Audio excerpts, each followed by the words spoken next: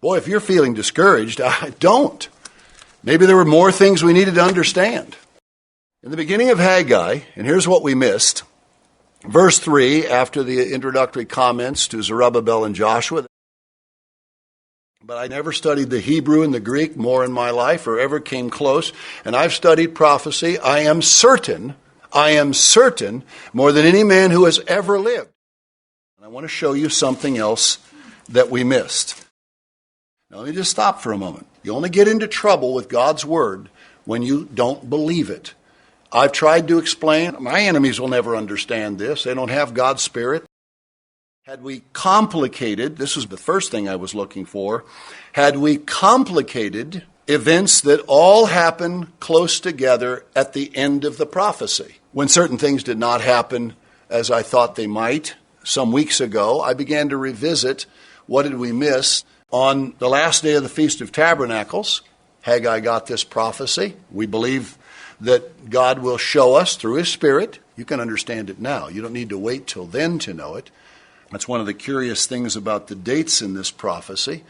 Zechariah didn't understand till the 4th year and 9th month of the reign of Darius, Zechariah 11. We understand it now. We don't have to wait, if we're using literal years, till the end of 2015 around Thanksgiving for following the dates of Elul to understand it. The Bible warns of murmurers who are under the overall category of mockers. Late in the book of Jude, about maybe 17 or 18. Same word in the Greek that Peter translated scoffers in the last days.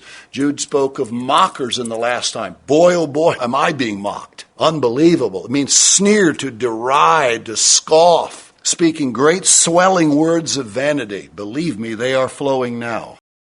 A message to all of God's people around the world as this awesome city on a hill is moving toward completion. We're not there, but this first great phase 1, notice.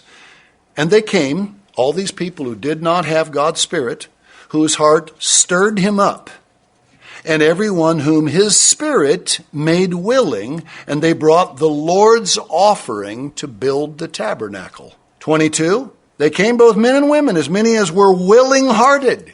Some were not, some were. That's the way it's been in the Restored Church of God. I think many are. Some are not. And we have God's Spirit. Maybe we can begin to understand where some of the differences are going to be. Wonder if everybody in the Restored Church of God will hear the voice of God. That's an interesting question, isn't it? How many might report, all I heard was thunder? You think about that.